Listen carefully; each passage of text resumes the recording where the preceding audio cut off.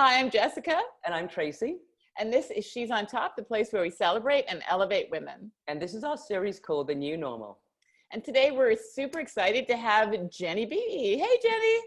Hi, Jeni. How are you? Good. Jeni and I actually, we have a little bit of history. We got to know each other when we both worked on Canadian Idol. And I just remember seeing you and thinking you were super cool. You were like into music. You had all these tattoos. I'm like, she is so not going to talk to me. She's like way too cool, but that was so wrong because you were so funny and so nice. You were so cool. And it's been fun because I've been following your career, like from a director to a writer. So when I saw that you had a podcast out, like in the last couple of days, I wasn't surprised, but how did that come about? Well, it's funny because I think when podcasts first started, I had people say to me, you should do one. You know, you always have people say those kinds of things, right? Oh, you should do a podcast. I was like, I don't know. What is it? What's a podcast? And why would I ever want to do it? And who cares about, what I want to talk about? And I think what happened for me was as time went on and I was writing more, I'm writing for, the last 2 years I've been writing for Cynthia Loist. She's a host on The Social and she has a website called Find Your Pleasure. And she's got this amazing website. She actually just released a book also called Find Your Pleasure. And I think as my stories, and I started releasing them to sort of a bigger audience, even though they're my personal stories, because I only write first person, people relate to that. So when you talk about your mom dying, you talk about getting divorced, you talk about raising kids, you talk about having a teenager in your house, all of those things, even though they're yours, and you might think that no one else wants to hear about it or no one else can relate to it, everyone can relate to it, obviously. So I think as I started writing more, it really was born of that. And then I was in a contract for the last year because I still work in television, obviously, and I work in contract positions, and it ended in January. And so, the first couple of weeks, I'm pretty comfortable. I'm in my jammies. I'm sending my kids off to school. I'm fine. And about a couple of weeks into January and not knowing that this would happen, I was like, oh, I better have something to show for when this comes out, when I'm out of this or when I get another job. So it was then I just sort of, all of a sudden it came to me and I thought, I'd been struggling to figure out what I wanted to talk about. And really I'd been talking about it all along. So everything that I'm doing in the podcast is just an extension of the things that I already write about. Well, your podcast is amazing. I had never heard of it. Jessica sent it to me last week, and she sent me the episode on your divorce, your separation, and it blew me away because it was like almost exactly what I went through. And I loved it. And I love the way you presented it. I love the way you talked about it. I love that your ex-husband came on the podcast too. I was like, wow, this is amazing. I wish my ex-husband was going to talk to me the same way, but it was just so helpful. So what's it like being so vulnerable and sharing these very vulnerable, situations in your life? Well, first of all, thank you very much. That's really kind because of course that is the whole mantra of this thing is that I want to connect myself to other people, but really ultimately I want to connect people. And I think that it's funny because when I was thinking about releasing this, the timing was actually going to be right when COVID hit. So then when that happened, I thought, uh-oh, am I releasing this thing or am I just letting it go? And I was encouraged by a few people to obviously release it because they said, people have nothing but time on their hands. But I think it actually ended up being the perfect time to actually do it because people do want to talk about things. So when I started actually thinking about what the episodes were and being vulnerable, like I said, it is things that I already talked about. So I was comfortable being in that position in the written form. I will tell you that when I actually started to record it, it was a very different experience. It was really nerve-wracking. And I thought, first of all, what am I doing? And am I exposing myself like this? And I do keep some things private. I think that when people see my Instagram, they're like, oh, you're an open book. I do have some things that I don't share and I want to share. But for the most part, those kinds of things, I think because it's helped me to talk about them. Every time I say something about my divorce, or I say something about my mom dying, or I say something about, just work or anything that sort of is going on in my life, I generally have a friend or somebody on social who comes back to me and says, I get it. Or I went through the same thing, like just what you said. And I did have lots of people say to me, oh, geez, I can't believe your ex-husband did that. And I do feel very, fortunate that he agreed to do that, of course. But I think being able to put it out there like that allows other people to see themselves in those situations. And then it's just like one big sort of love connection and we can all sort of relate to each other and you don't feel so alone. And especially right now, that's really helpful, I think. Yeah. Well, it's interesting because you were saying, the whole thing about saying, we've all gone through it. And when I listened to your podcast, because I listened to the divorce one as well. I'm like, I had to share it right away with Tracy. And Tracy, talk about why, because you know the moment that I'm talking about. You know, when I think you talk about a moment when you're going through, you're not sure you can stay together. You go to counselling back and forward, and then one day you just kind of know. You just look at each other and you just go, "We're done." And it's I think it's hard for people to understand, like, you know, why did you break up, or why it's just a knowing. And so I so related, I mean, to what you said, and it was just really, really powerful. But I think it applies to lots of you had that moment though, Tracy. That's yeah, what freaked me out. I did. I had that moment. We had, you know, been going back and forward, and one day we woke up and we just sort of like looked at each other, and I think I said, "I think it's done." And he's like, "Yeah, I think it is." And that was it. There was no more, let's try therapy again. It was done. So it was so powerful. So thank you so much for that. It was thank you for really saying amazing. It's giving me goosebumps, because that moment is, you can't describe that to anyone. And certainly if someone tells you that that is what will happen for you, it's very hard to believe and imagine that that's the case.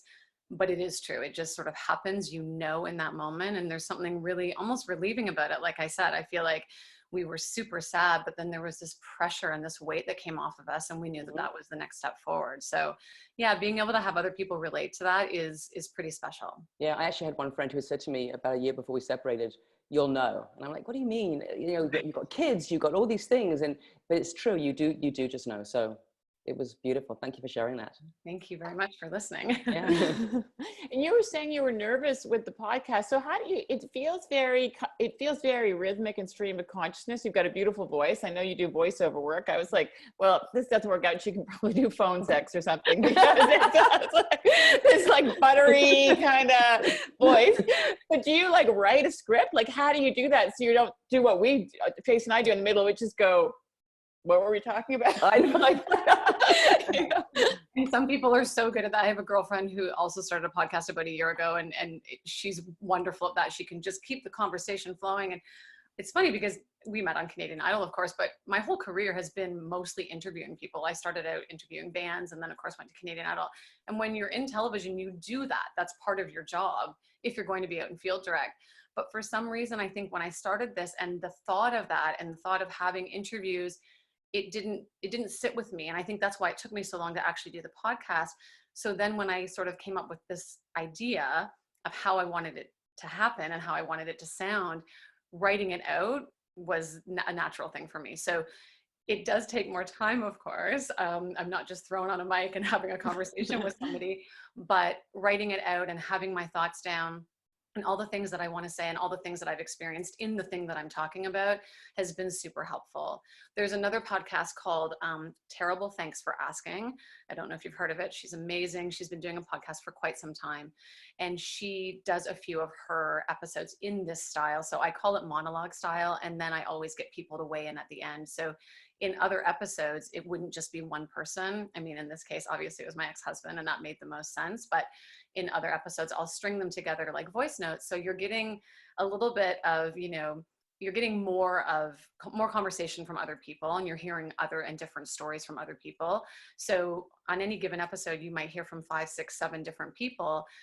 And I love that. And I think that's the best part of the podcast, actually, is having these other people join in and tell their stories, because I feel like that's the thing that we all need. You might not hear yourself in one person or in me even, but maybe in one of those voice notes, you're going to hear something that resonates with you. And I think that's really the special part of that. Yeah, I would agree. It was actually great when your ex-husband came on the podcast, hearing his side of things was really great too. I actually have a question more on, not really on a podcast level, but like, how do you co-parent now? Like, I'm also co-parenting. I mean, my kids are, I think, older than yours, but how do you co-parent now during COVID? You're working, you're doing a podcast. I'm not sure your husband's doing, you've got kids at home. How do you make it work? Well, I'll tell you how I make it work. He doesn't live in the province. So. There you go. Really got it totally figured out. He moved away. Yeah. So I've actually been a solo parent for, my goodness, probably how long now? 8, 9 years now. So nothing has changed in terms of, you know, the kids going to him, or they're here. We are 24/7, the 3 of us. They are 13 and 10 now. So I can say, I'm about to do a thing. You got to scram and go to your room. So I have said that it would be very different if they were toddlers during COVID. I think that would be really difficult, because I do go down to the basement and I'm still getting voiceovers, which is a huge blessing of that part of the industry. But I have talked to other people who are co-parenting, and it is very tricky because are you letting them go between the houses, and you know, where are they staying, and do they stay with one person? So I don't know how other people are doing it. I only know that I'm just on a, you know, day by day survival basis at this point. Well, and also, Jenny, like speaking of the COVID thing, like we've been asking everybody. I mean, it's amazing because you had this podcast come out. So for some people, even for us, it's brought opportunity. But like we're 7 weeks in. Have you, like, what's your takeaway now? Have you had any kind of thoughts about it? And anything surprised you? Like, what do you think? It's interesting you asked that. I mean, for the first 10 days, I was probably like the two of you and anybody else. I was freaked out completely. I had all the symptoms. I was in bed, I was coughing, I was doing all the things. You know, not sleeping at night, anxiety was on, you know, it was back in full effect. But once I sort of got past the hump, and certainly I'm used to being without work because we do go contract to contract. I've never been without work this long. But something that has surprised me is that as much as I am an extrovert when I'm out and I love my friends and I love being around people, I have settled quite comfortably into being a bit of an introvert. I don't mind being here. I don't mind being with the kids. I don't mind a quiet street, all of those things. Which of course I've laughed because I think, oh God, maybe I'm becoming my mother before my time. I mean, just look out the window at the neighbors going by. That has definitely surprised me. I would like to get back to work, of course, but I do feel very grateful that continue to get a little bit of, you know, voice auditions here and there, and that I'm doing the podcast. The timing of that has been pretty special because it has kept me motivated and it's kept me doing something. So I'm very grateful for that. But yeah, I've settled in somewhat nicely. That's great. What we'll do is we'll share the link to your podcast. We actually put it in our newsletter last week, and whoever's watching this, it's a fantastic podcast. So and it's called, go listen, not watch, go listen. It's really great. Thank you. And thank you so much for your time. And it's just been amazing talking to you. And again, thank you for that podcast on separation. It was brilliant. It was really great. Thank you. Thank you so much. And I don't even think we said, I realized we never say that the name, the podcast is called This Is It, actually, right? Yeah. And what platforms we'll put the links in, Jenny, but what platforms can they find it on? Well, I mean, I'm putting it up on Anchor, which is this beautiful platform that sends it out to all the other platforms, but you can find it on Spotify and Apple and Anchor and Pocket Casts, and it's on about 8 or 9 platforms. So probably wherever people listen to podcasts, they'll be able to find it. So yeah, thank you so much. That's great. And one other thing too, if anyone has any questions for us or for Jenny, please feel free. I was talking to my mother this morning and she was saying should I ask questions on YouTube? And yes, please ask questions. I'm sure Jenny will check in. If you have any questions for her about podcasting or anything, I'm sure she'll be happy to answer. And thank you. That'd be great. And if you haven't, and if you're just checking in anyways, if you haven't subscribed to our YouTube channel, make sure to do that. We're on Facebook and Instagram, and Jen's on Instagram, and we will just link everything. But this was such a joy. It's like so nice for me to see your face, and I'm so glad that you're doing well. And it's so nice to find such a great podcast. It was amazing. Thank you very much. And I appreciate you guys doing this because I got dressed from the waist up today. And I was like completely blown away. They looked at me and they went, oh, you look different. I was like, yeah. I put a little makeup on. Okay. Thank you so much. Thank you. Take care. Bye, Jen. Bye. Bye.